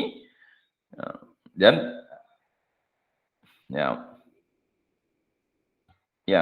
di ayat yang ke-5 ya, ada ayat 5 ya. Ketika mereka mendengar hal itu, mereka memberi diri mereka dibaptis di dalam nama Tuhan Yesus. Jadi akhirnya mereka dibaptis di dalam nama Tuhan Yesus. Ya. Dan ketika Paulus menumpangkan tangan di atas mereka, turunlah Roh Kudus ke atas mereka dan mulai mereka berkata-kata dalam bahasa roh dan bernubuat, yang bahasa lidah ya. Jadi Paulus bilang baptisan Yohanes itu baptisan orang percaya. Oh, tahulah Paulus sekarang bahwa mereka harus percaya kepada Dia yang telah datang kemudian daripadanya, yaitu Yesus. Dan ayat 5 berkata, ya, ketika mereka mendengar hal itu, mereka memberi diri mereka dibaptis dalam nama Tuhan Yesus. Nah, coba kita perhatikan. Orangnya sudah benar belum? Sebenarnya orangnya belum diselamatkan. Media dan caranya benar? Benar. Karena Yohanes Pembaptis membaptisnya di Sungai Yordan bersama dengan banyak orang. Oleh gereja yang benar, iya. Dilakukan oleh Yohanes Pembaptis. Siapa yang meragukan baptisan Yohanes Pembaptis? Namanya aja Yohanes Pembaptis. Gitu. Jadi gerejanya benar, media dan caranya benar. Yang salah apa? Waktu dibaptis, mereka belum percaya. Karena mereka tidak sungguh-sungguh dengar khotbahnya Yohanes. Jadi, karena ada salah satu yang tidak benar, maka perlu dibaptis dengan cara yang benar. Makanya Paulus akhirnya membaptis mereka ya, dalam nama Tuhan Yesus. Jadi baptis ya oleh Rasul Paulus. Nah, jadi bukan baptis ulang. Memang mereka pernah dua kali dimasukkan ke dalam air. Tapi yang pertama di mata Tuhan itu belum hitung baptisan yang benar, yang alkitabiah. Jadi dibaptis oleh Paulus ya dengan cara yang benar. Nah, jadi dari sinilah kita percaya bahwa baptisan yang benar harus ditujukan kepada orang yang sudah percaya. Medianya benar, air, dimasukkan ke dalam air, dilakukan kepada jemaat dilakukan oleh jemaat yang benar. Dan sesuai dengan Kisah Para Rasul pasal 2 ayat 41, ini juga mengajarkan percik bayi itu tidak mungkin benar. Kenapa? Coba kita lihat ya. Kisah Para Rasul pasal yang kedua. Saya akan baca Alkitab saya, ayat 41. Dikatakan, tadi pernah kita baca juga, orang-orang yang menerima perkataan itu. Jadi syaratnya orang menerima perkataan itu. Ini menerima dulu. Bayi tidak bisa menerima. Bayi belum mengerti apa-apa. Yang kedua, memberi diri dibaptis. Jadi, memberi diri dibaptis. Baptis itu adalah kesadaran diri sendiri. Tidak dipaksa oleh orang tua. Tidak dipaksa oleh gembalanya. Tidak dipaksa oleh anggota jemaat lain. Tapi kesadaran dirinya sendiri. Untuk memberi diri dibaptis. Bukan diberi diri. Bayi itu diberi diri, bukan memberi diri. Dia tidak tahu apa-apa. Oh, dia lagi tidur, dibawa ke depan. Nah, jadi baptisan yang benar, memberi diri dibaptis. Dan bayi tidak mungkin bisa memberi diri dibaptis. Tapi diberi diri oleh kedua orang tuanya, atau salah satu orang tuanya, atau orang lainnya. Diberi diri oleh orang lain. Nah ini, jadi ada enggak baptisan ulang? Kita bilang sebenarnya lebih tepat itu baptisan yang benar. Berapa kali pun kalau itu salah di mata Tuhan masih belum baptisan. Ya mungkin main air lah, mungkin dipercik-percik kamu kaget waktu kecil dan sebagainya gitu kan. Tapi yang benar adalah tiga-tiganya itu harus benar. Terus saya ada lihat di Facebook ya, ada orang bertanya dan ada satu tokoh daripada Ripom, mereka yang penganut perciknya. Jadi ada orang bertanya, apakah percik tradisi Katolik? Nah, ini saya tidak masukkan nama orangnya dan sebagainya, tapi pernyataannya saya masukkan di sini supaya kita melihat gambaran konsep real. Ya, orang percik itu seperti apa? Nah, jawabnya bukan berasal dari tradisi Katolik, tetapi itu tradisi Alkitab. Nah, maksudnya percik itu bukan dari Katolik, tapi dari Alkitab katanya. Kenapa? Karena Protestan, Reform, apapun juga itu, bagaimanapun juga keluar dari Katolik itu abad yang ke-16. Tadinya mereka Katolik, baru terjadi reformasi, 1516. Nah, baru muncullah berbagai macam aliran, kecuali baptis, ya, baptis dari zaman Rasul-Rasul, ya. Terus, dalam perjanjian lama, umat Israel dibaptis percik di Sinai. Nah, ini, jadi ada yang menambahkan bahwa perjanjian lama itu sudah ada baptis percik. Nah, jadi ada selam percik ya di Sinai. Orang-orang Lewi yang bertugas dibaptis dengan percik. Nah, bilangan 8 ayat 7. Nah, dibaptis, sebenarnya mungkin dipercik, tapi tidak ada kata baptisnya di situ gitu. Orang-orang kusta yang ditahirkan dibaptis percik. Nah, orang kusta ditahirkan biasanya mandi ya, mereka mandi ya. Ya. Yang jelas tradisi pembaptisan PL adalah percik. Atau kalau enggak tuang. Nah, bayangkan. Katanya orang Israel di Sinai dipercik, baptis percik. Orang-orang Lewi yang ini dibaptis percik, orang-orang yang ditahirkan dibaptis percik. Ya, dari pemahaman tiga itu akhirnya apa? Orang perjanjian lama memiliki tradisi percik atau minimal tuang. Gitu. Nah, jadi kesimpulan percik itu hanya berdasarkan analisa seperti ini. Gitu. Yang kita bilang ini dangkal sekali. Gitu. Percik di Sinai, percik di orang kusta tahir, dipercik, tidak juga. Mereka apa? Mandi. Gitu. Terus, maka sangat mungkin, nah, coba lihat ya, percik atau kalau enggak tuang, nah, itu masih ragu-ragu, percik atau tuang. Intinya bukan diselapnya lah, maksud mereka, percik atau tuang. Atau kalau enggak tuang, nah ini bayangkan doktrin yang ragu-ragu ya. Maka sangat mungkin baptisan Yohanes adalah percik atau tuang. Nah, dari PL yang 3 poin itu langsung menyimpulkan baptisan Yohanes adalah percik atau kalau tidak tuang gitu kan. Nah, lalu mereka cari ayat-ayat untuk membenarkanlah ayat-ayat, dan ayat-ayat ini juga adalah argumentasi perkiraan gitu. Bukan berdasarkan Alkitab. Contoh, demikian juga baptisan atas 3.000 orang yang bertobat setelah Petrus berkhotbah saat Pentakosta. Tak ada catatan bahwa mereka semua dibawa ke Sungai Yordan lalu ditenggelamkan ke sana. Baptisan yang paling mungkin bagi mereka adalah tuang dan percik. Nah, bayangkan, tidak ada catatan. 3.000 orang itu katanya tidak ada catatan dimasukkan ke sungai. Ya mungkin dipercik. Nah, jadi kesimpulannya mungkin dipercik, jadi dipercik. Jadi tidak ada catatan diselam. Ya mungkin dipercik atau dituang. Jadi 3.000 orang itu akhirnya disimpulkan dipercik. Nah, lagi pula, ya terus saya baca aja ya. Baptisan yang paling mungkin mereka adalah dituang atau percik. Demikian juga bagi petobat baru di rumah Kornelius. Ya. Nah, dan kisah para rasul pasal 16 ayat 33 dikatakan bahwa kepala penjara itu dan seluruh keluarganya memberi diri dibaptis. Lihat, mereka membangun berdasarkan asumsi. Ya. Dia bilang kepala penjara itu dibaptis. Kepala penjara, dia dan seisi rumahnya memberi diri dia dibaptis. Nah, istilah seluruh keluarga mengindikasi bahwa baptisan itu juga termasuk anak-anak. Nah, ini kan asumsi gitu kan. Dan yang paling rasional adalah baptis percik. Jadi karena ada anak-anak, ya. Jadi kemungkinan percik atau tuang. Anda bayangkan. Nah, Bapak Ibu Saudara yang dikasih oleh Tuhan Yesus. Jadi inilah konsep percik gitu kan. Dasar-dasarnya yang seperti ini. Misalnya kepala penjara, dia sisi rumahnya. Oh, sisi rumahnya itu bisa jadi ada anak-anak, bisa jadi ada bayi. Oh, ada bayi. Ya, jadi bisa jadi itu 50% benar, 50% tidak ada. Tapi mereka langsung berkata, "Oh, ada anak-anak."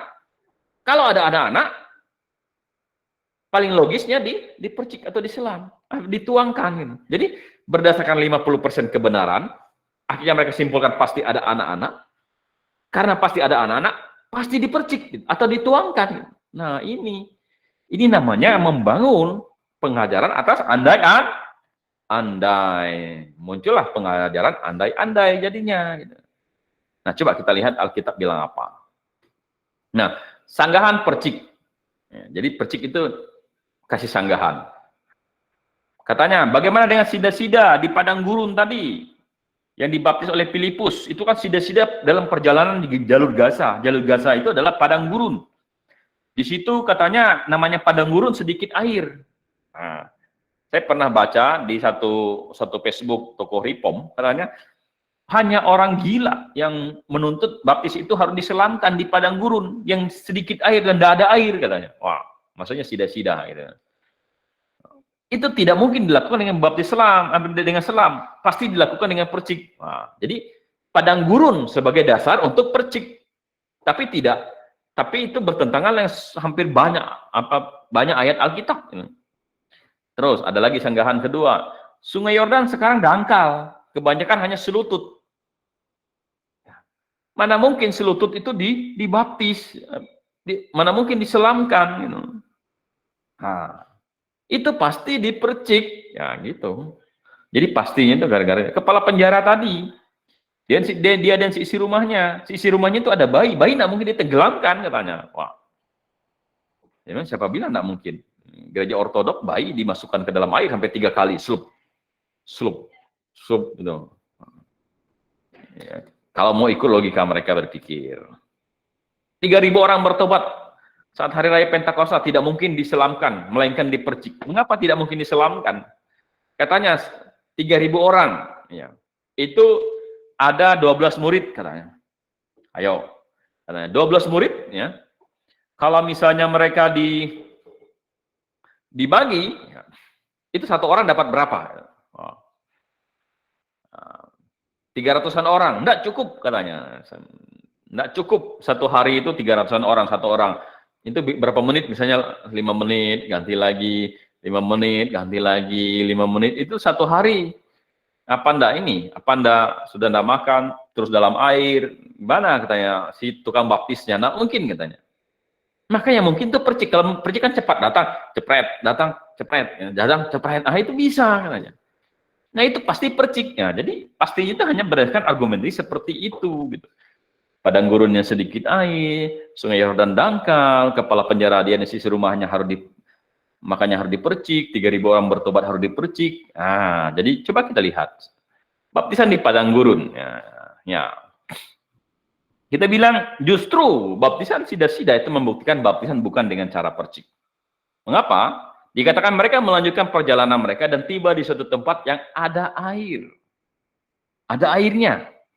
Lalu kata sida-sida, lihat di situ ada air, apa halangannya aku dibaptis?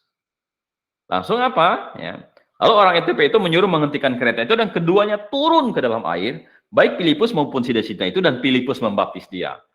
Lihat di situ ada air, tempat yang ada air. Itu membuktikan ada air yang cukup untuk menenggelamkan si sida-sida. Memang padang gurun tidak banyak air, tapi dalam perjalanan itu mereka lihat di situ ada air.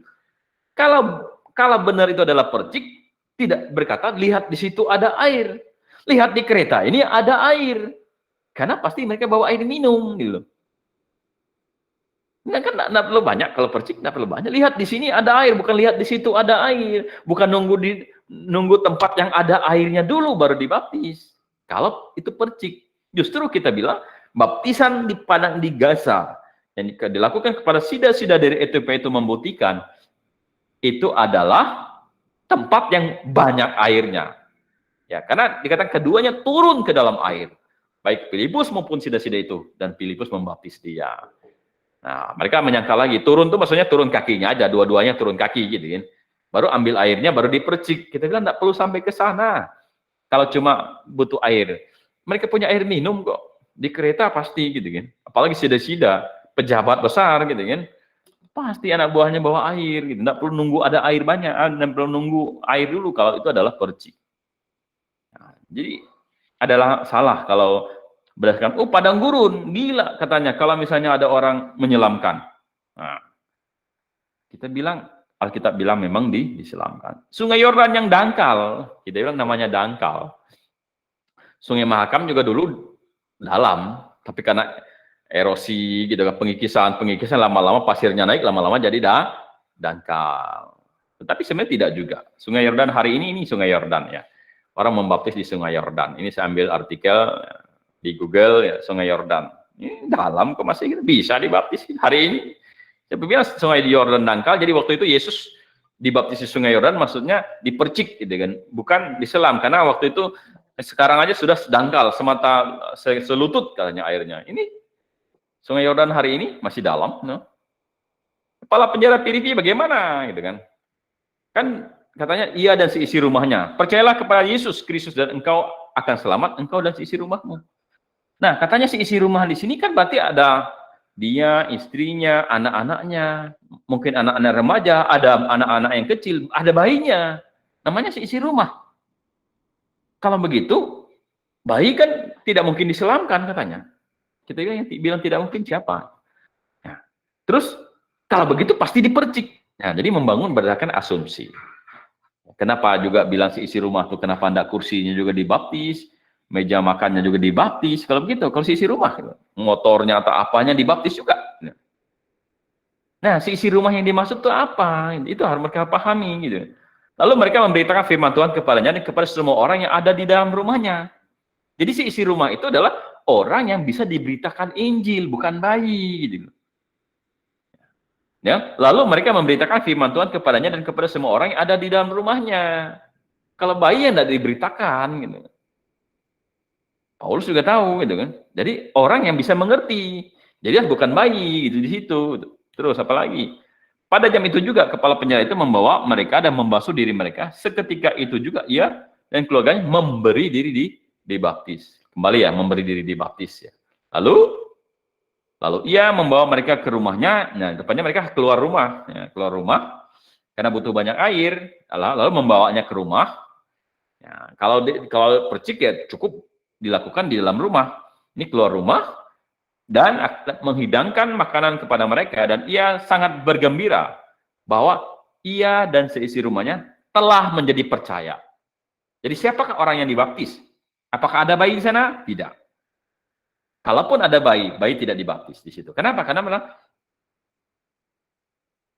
ia sangat bergembira bahwa ia dan seisi rumahnya telah menjadi percaya kepada Allah.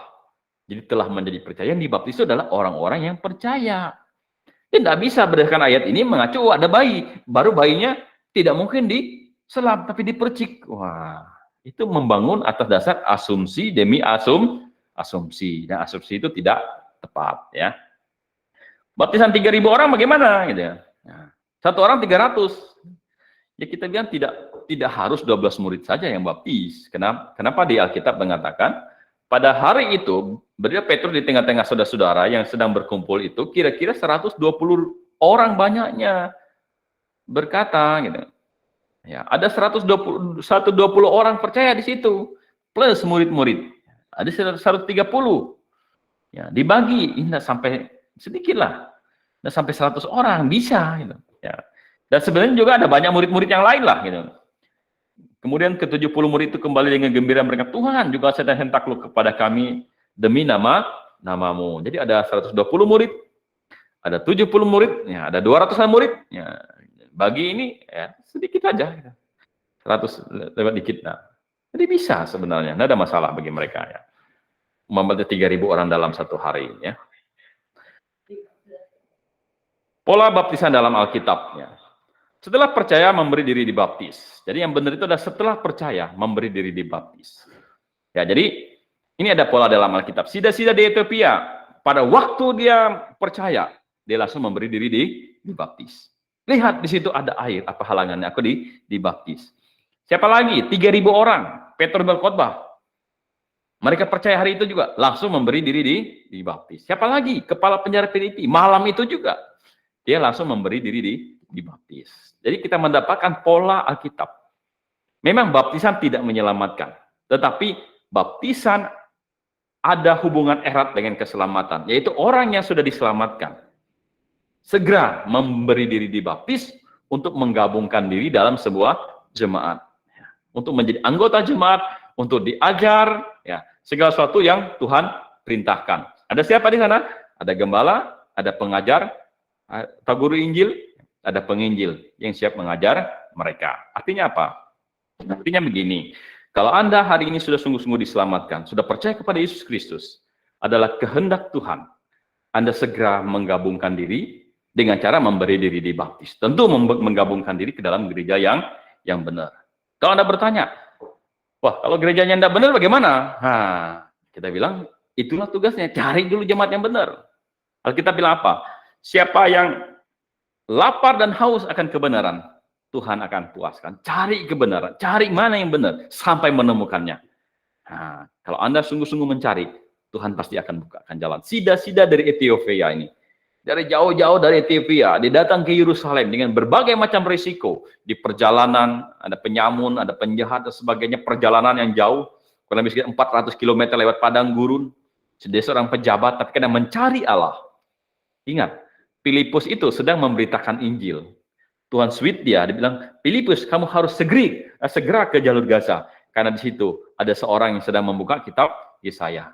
Karena Tuhan lihat dia sungguh-sungguh haus dan rindu akan kebenaran. Sampai-sampai Filipus yang lagi memberitakan Injil nih, dipindahkan langsung ke jalur Gaza. Kenapa? Karena ada orang yang haus dan rindu akan kebenaran. Dan Tuhan berjanji, dia pasti akan memuaskan. Jadi kalau Anda sungguh-sungguh sudah diselamatkan, tidak ada cara lain. Pola dalam Alkitab, langsung memberi diri dibaptis. Tidak ada orang percaya yang tidak menjadi anggota jemaat. Itu yang sebenarnya. Ya, oh saya jemaatnya di mana-mana. Oh itu bukan yang Tuhan inginkan. Berjemaat dalam satu jemaat lokal. Karena itu yang Tuhan inginkan. Ini pola dalam Alkitab. Sida-sida, langsung. 3.000 orang, langsung memberi diri baptis. Kepala penjara, malam itu juga memberi diri dibaptis. Anda sudah diselamatkan, berilah dirimu dibaptis. Ya, apakah dampak percik? Kita bilang percik ini memiliki dampak yang besar sebenarnya. Kenapa? Karena waktu bayi, dia dipercik, dia belum bertobat. Nah, terus katanya nanti imannya diteguhkan ketika dia remaja. Ada namanya katekisasi. CD peneguhan. Padahal dia juga belum bertobat. Ya, dia belum bertobat.